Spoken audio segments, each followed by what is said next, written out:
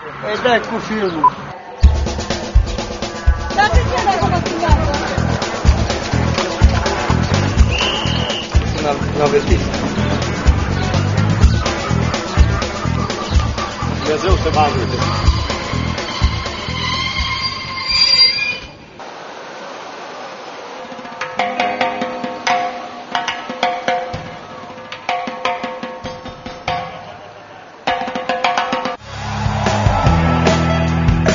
Fac experiență extremă. Mai întâi servesc pe stomacul gol următoarea combinație. Merg cu personalul de Râșița și citesc România mare găsită pe banchetă. Senzația nu poate fi descrisă în cuvinte și cred că nici în picturi sau sculpturi. Suport toate astea ca să ajung la Mercina.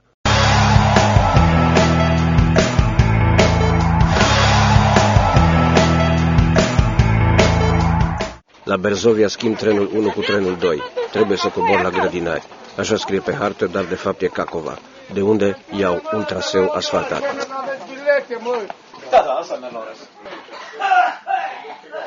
Băi, nesimțitule, așa vorbești cu mine.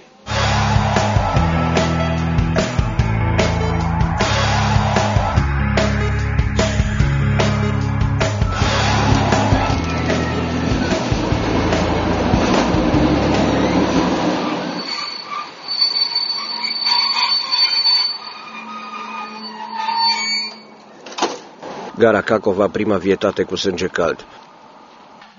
Bifurcația Cacova, a doua vietate cu sânge cald.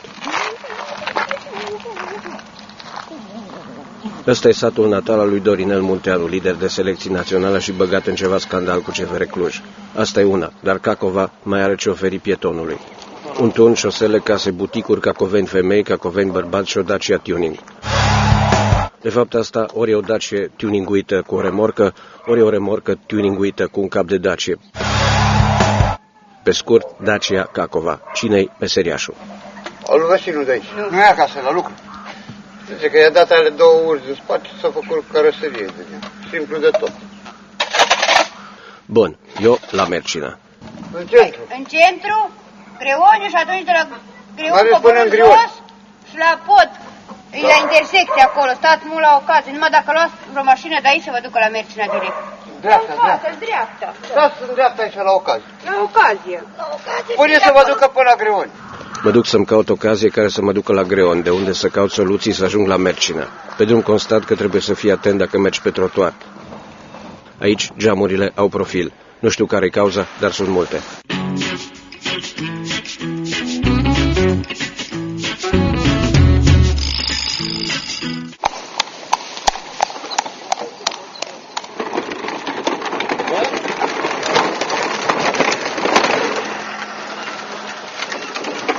Ajung la prima ocazie. Mă duci la Mercina? La Mercina. Și ce faceți? Filmați? Dar cine este sol? 2 tipi. Faceți poză? Cât ne iei până la Mercina? 4 milioane. E exagerat. O iau pe jos. Fac traseul. Vă duceți până în prima comună. Ieșiți din comună și ies în drum după pod, un drum care merge la dreapta. 4 km. Și totuși, suntem în Cacova sau în Grădinari? Acum cheamă Grădinari, înainte a fost Cacova. Cacoș-Falvoș, de la unguri. La revedere, Cacoș-Falvoș. Greoni sunt pe drum. Mercina poate ajung. De fapt, eu fac o călătorie cu țintă. Conform datelor, aici există 2 entități. O entitate este fanfara din Mercina și o entitate este corul din Mercina. Am dovadă video că fanfara există.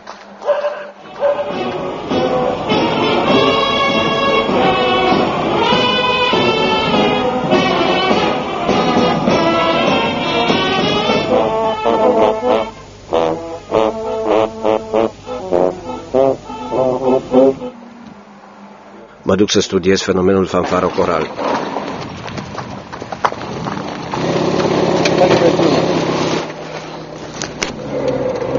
Aici nu mai cu ocazie, ceva mai. Și către Mercina iar la fel. Se întâmplă minunea, prind ocazie. Eu și încă alți 3 care sunt deja în mașină. Cu șoferul 4, cu noi 6, cu trepiedul 7, cu schimbătorul 8, cu volanul 9. Am trecut de Greoni, 50.000.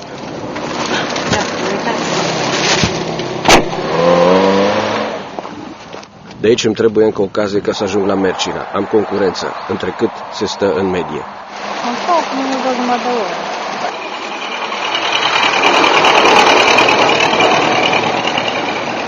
Am timp să studiez împrejurimile. Uite câine! Uite și mașină! Uite, nu-i mașină! Uite, înghețată!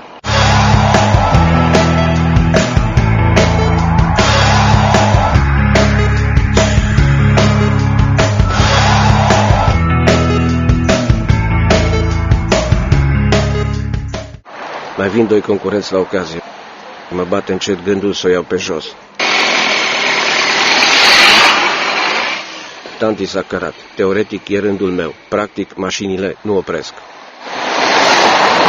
Situația scapă de sub control pentru că crește concurența. Încă 2. La început am fost 3, acum suntem 6. Pardon, suntem 7. Cât piticii. Aștept să vină și albă ca zăpada și sigur o iau pe jos. Oricum, o iau pe jos, pe lângă chioșc.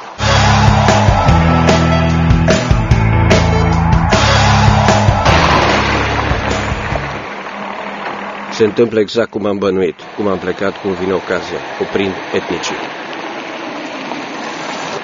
Și eu. De ce? Mai e loc. Acum mai sunt 3 plus operator plus eu. Merită să încerc, mă întorc din drum. Intru în vorbă ca să-mi fac o imagine clară. Vreau să știu cât fac pe jos până la merge. Am plecat la ora 12:55. Am stat și jumătate de zi, dar n-am mers pe jos. Mai bine de o oră, cred. Ce mai multe ori și 5 minute. Hai, lasă, nu te pune pe tine că mergi repede. Hai, cu un pic ca bagaj care l-am, eu nu. Faci, jumătate de oră, faci un bagaj, faci mai bine. Ce vorbești de jumătate de oră plus de O oră? după mine? Bine, acum chiar plec pe jos. Sănătate cu bine. Drum bun. Dacă ăsta face jumătate de oră, tanti cu plasele o oră, înseamnă că în 3 sfert de oră ajung. Pe lângă chioșc, pe lângă chioșc.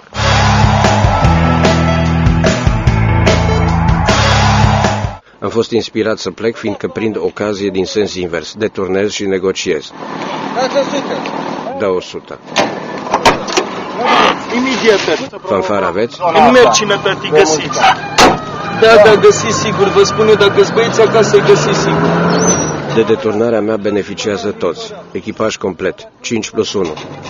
Stați unul la mine în față, mă. Da? Hai unul, ori. Și unul în spate. Unul în spate și unul la mine. Stai ușoară, că e mai ușoară. Bine, mă, hai să stai. Păi oricum, Ai ocazia să lângă mine. eu, dar când am stat lângă tine, amic? Da, timpul, dragă. Vedeți, mă. Aha, că nu-s prea mici amândoi. Gata, mă. Ani, fata de la stop, rămâne cu capul afară, dar asta e bine că vede pe după tir. Mă du-te. Vezi că vine de față. O mai întreb cum prinde o Dacie cu 6 oameni 100. Cu a 3-a, ca 4-a nu poate să o bage de un picior. Mă du-te. Bă, nu poate, nu te-am băgat a doua. Șocar, mamă, cheamă frumoasă. De intimidat. Lasă-o așa, nu mai schimba de un mod să mă Merg cu a treia. Ei, merge până la merge. Să te desfac, ai auzit? Te-am Stai cocoșat. să te desfac. Mercina, centru, pe la prânz. Ăsta e banatul istoric. Vali!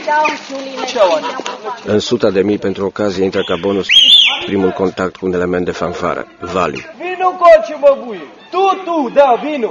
Da, uite băiatul ăsta care vine. Valentin. Vali mă duce la șeful fanfarei, Gelu. Este proaspăt în funcție că fostul s-a dus. Acum hai mă șeful, Gelu. Că șeful fanfarei a murit.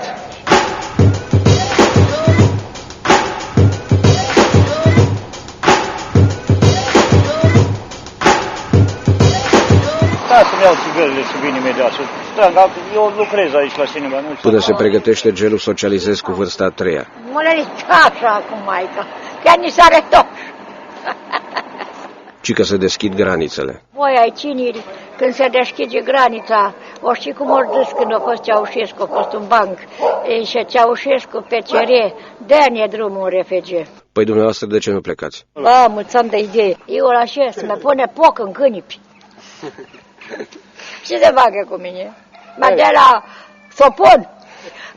Am un nipote trecut în Anglia, în Londra. Unul trecut de mult, de 4 ani. Clandestin. Câștigă ca un parlamentar. Pensie? 0 pensie. De aici se trage lui Năstase.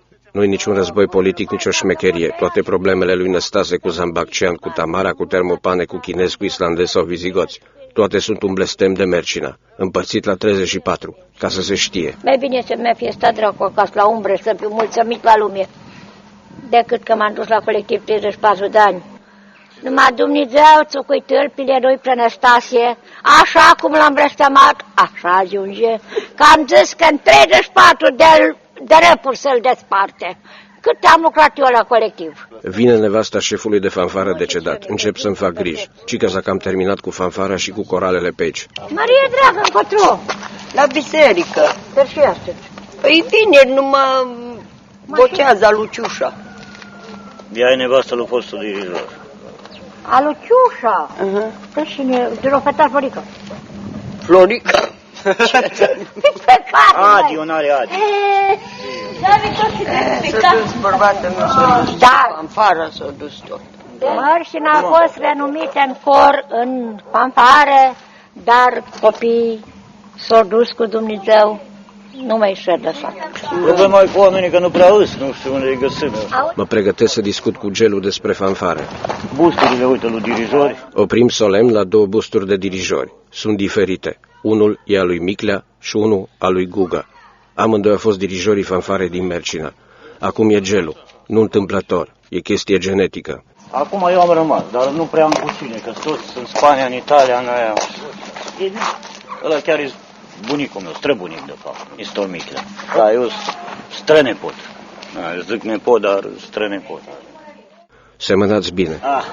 Nici el nu seamănă, nu-i chiar reușit, dar asta e. Am avut o poză, deci s-a făcut după poza respectivă, dar într-adevăr, mulazul am înțeles, sau nu știu cum sunt făcute de popas, deci un artist cum ar veni.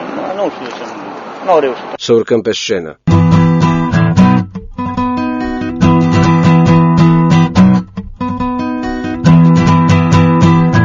Cică fanfara e, dar nu prea e. Se destramă din cauza deschiderii granițelor, de care vorbea tanti. Repetiții? Repetiții? Păi, să fie vreo lună, eu știu, deci, pentru mort. Când mai avem o înmormântare, ceva, că noi cântăm la înmormântări. Și cu 2 zile, plus că seara mergem la mort acolo și mai cântăm și seara asta e ca un fel de repetiție. Deci cântăm ce știm și avem noi pentru mort. Înmormântările sunt importante și de aia, spre diferență de orice fanfară pe plan mondial, fanfara din Mercina cântă pe gratis, chiar dacă așa strică piața la Cacova și Greoni. Să coborâm de pe scenă. Dar în rest să știi că peste tot, uite, la Oradea ia taxă la fanfară. Și chiar la satul vecin, la Greoni, unde stați voi la ocazie acolo. Efectiv iau taxă. La Grădinari, care e comuna aia mai mare, tot înspre Timișoara, acolo corul ia peste 1 milion. Chiar, nu știu, am fost la Greoni, am avut o discuție cu greonemți. Cât luați voi la înmormântare? Noi nu luăm nimic. Cum? Au rămas efectiv trăzniți faptul că nu le-am bani la înmormântare. Ne-am dus la Grădinari, la un mort. Ne-au chemat aici, ne-am înțeles cu omul, nu mă rețin cât am luat, că e mult timp de atunci. Au venit iar la cor, păi voi numai atâta luați că ne stricați prețul. Cum să vă stricăm? Și avem noi cu voi. Treaba voastră, voi puteți să cereți cât vreți. Zis, noi nici fanfară. N-am fost niciodată noi aloși, chiar unde... Să urcăm pe scenă. Ca lider de fanfară, ce background trebuie să ai? Da, deci cu muzica eu am legătură din, eu știu, clasa 5-a, să zic. Dar am avut în Oravița, deci la Casa de Cultură am avut o formație de, eu știu, un fel de rock, cântam noi, da, deci eram rockers, ne putem numi așa, să zicem așa.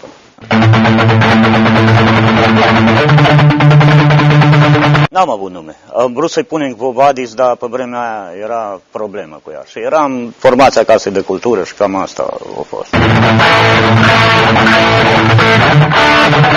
Și cum ar fi la de Barbă, la Queen, la eu știu ce.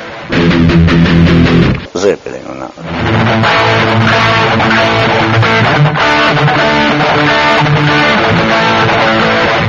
Să coborâm de pe scenă.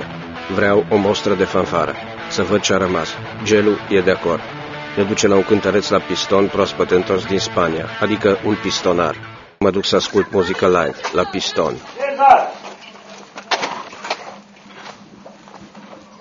Haide, nu, pistonul e mai nou apărut, aici nu s-a dat cu pistoane.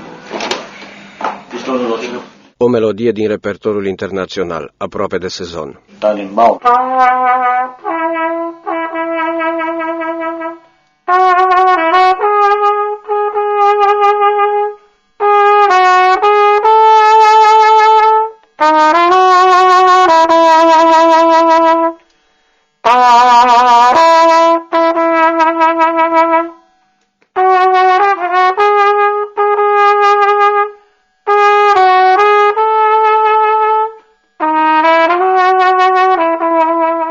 Dacă nu a murit pipicul, e gata.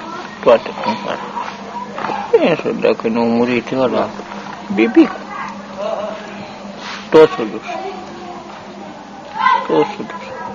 Asta a fost fanfara. Rămâne corul pe care trebuie să-l descoper singur, că gelul are de tencuit. Înainte însă reîntâlnesc geamurile cu profil. Vreau o explicație. Așa ziceau înainte că ăstea geamuri de bârfă, știi, așa, da. Ca să nu te vadă dacă ești la poartă. Deci... Ca să vezi spre stradă și încoace încolo. Îți făcuce din cauza, cum să vă spun, ca să nu facă, să bagi atâta material, că ăștia să le faci în 3 părți. Pentru că poți să vezi și lateral și poți să vezi și în față. Mă înțeles noastră? Da. Și pentru scucirea temperaturii iarna, ai văzut că iarna e temperatura mai mare și e frig. Dar cu geamul ăsta așa lat, nu intră atâta frig. Deci, astea sunt geamurile tip bârfă. O iau spre cor, o iau logic. Corul trebuie să fie teoretic la biserică, sau măcar în jur. O iau pe strada cu biserica, dar mă opresc în fața unei inscripții vechi.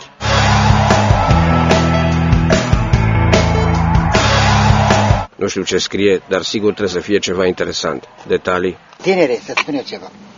Sau vrei să vorbești tu? Oh, nu. Era un preot, Popa Căragea, așa au zis la noi la Măsna. El era un preot foarte bun, dar s-a mințit la cap. A început să delireze, să o ia un pic razna. Delirat, a început să ia și a început să scrie pe pereți.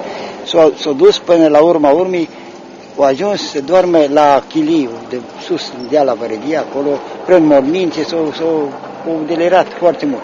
Și el a scris că și la mine, dacă merge de la cruce puțin mai jos, de eu am proteincuit înapoi, și el a scris pe pereți, de cum vedeți acolo. Era în vremea atunci, era în vremea lui Gheorghe Dej. Veniți la mine, zicea el că face grădiniță, veniți, eu știu ce, și treburi de asta. Era un om delir care a ajuns de a dormi prin morminte. Așadar, un popă nebun dormea în cimitirul din satul vecin și făcea grafiti în Mercina. Dar logica funcționează. Am ajuns la biserică și am găsit coriștii. Un trio. Urmează să aflu ce trofee au în palmares. Unul la popă, unul în biserică. Hai să-i băgăm în biserică, hai. Să vedeți ce a avut corul din Mercina. Noi azi am avut un botez. Atunci a așteptat. Mă duc ei aici, cheamă și pe Fana, deci asta e fana. Ăsta e trofeul textil câștigat cam pe vremea când chinezul făcea legea în campionat. Și ori luat, când ori luat ei atunci la Regina Maria, ori luat și coroana asta, și ori luat, adică ori luat și fana, și ori luat și coroana de argint. Ăsta e trofeul metalic din aceeași perioadă. Ioane, vin încoace. Remarc trofeele și mai remarc ceva, că stau lângă un cor care nu cântă. Așa ceva nu se poate. Luăm măsuri, adică ne retragem în spatele bisericii pentru un scurt concert open air. Începem cu un solo. Mă numesc Ion Tămița din Mercina. Trecem la duo. Lică, colegul meu, prezei. Deci, în concluzie, și eu mă numesc Puica Milie. Pentru că a fost botez la Lutiușa, duo îmi oferă niște țuică cu promisiunea că o eventuală revizitare din partea mea înseamnă mult mai multă țuică. Adică, în concluzie, dumneavoastră aveți mult de lucru. Da, noi am fost la un botez. Serviți ceva? Da, o guriță. Eu am la mine o țuică bună. Bun, acum lasă, Ioan. Vavilon. Hai, încercați. Ține scorul ăsta.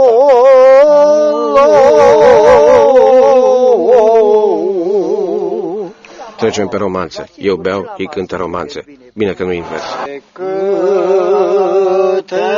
ori am plâns, gândind la satul meu, și nu mi s-a aprins, e rău, păreri de rău, căci mult m-am străinat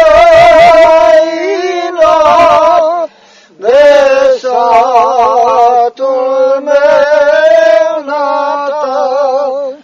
Între două piese și o gură de țuică sunt informat că stau față în față cu un aeroport. La Brazi a fost aeroport. Da, era un aeroport de planoare la care le trăgeau cu cai, cu boi, după cum spuneau bunicul meu. își luau avântul și mergeau pe toată posta Vărăgiei. Deci coborau direct în lungă. Își făceau un defileu frumos. Că doar se vede foarte clar. Este foarte adică frumos, direct așa, în lungă. Dar se vede, e o cotă destul de înaltă, adică în concluzie, așa cum zice colegul, mergea și îi trăgea și atunci își lua exact, își lua avânt. Era o minune pentru... Și, în concluzie, după câte am auzit eu, se preconizează ca într-adevăr acolo să facă o mănăstire. Aeroport de planoare. Nu, de planoare.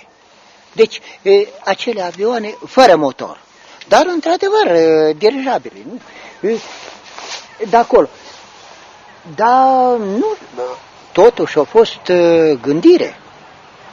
Aici a fost gândire. Duo se transformă în trio, tot romanțe. Da, e Petropul Biserice, dar dacă... Chiar e Petropul Biserice, dânsul, și din sufletul meu vă spun, cred că unul dintre basiștii cei mai de seamă. Hai! De câte ori am plâns, gândind la satul meu, și morții s-a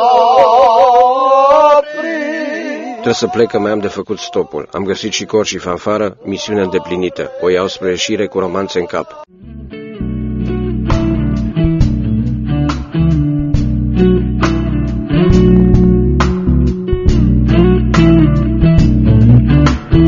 Ies din sat în apropierea aeroportului. Prind urgent ocazie. Până unde? Evident, până la chioșcul de înghețată.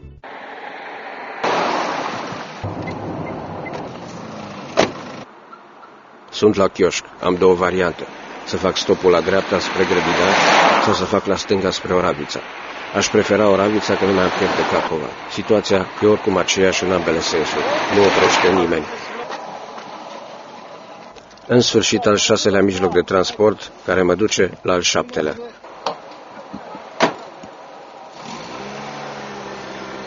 Ajung la Oravița, de unde iau al 7-lea mijloc de transport, care mă duce la al 8-lea. Plec convins că aici jamurile au profil, că la înmormântări nu trebuie să incluz în buget și fanfara, că au avut un popă dus cu pluta, că mai au ceva muzicanți, dar prin Italia, că Gelo e nepot de dirijor și rocker. Plec convins că au 2 trofee, ăla textil și ăla metalic. Plec convins că la Mercina ajungi cu 4 trenuri și 4 mașini. Ar trebui refăcut aeroportul.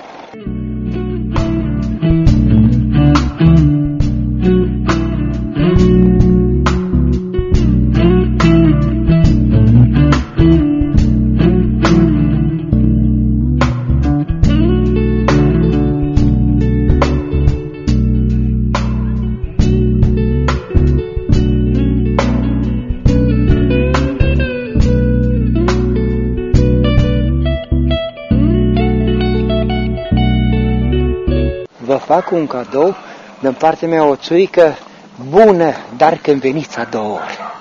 Îi dai cu filmul. Dar de ce l-ai făcut? N-a vestit. Dumnezeu să mă ajute.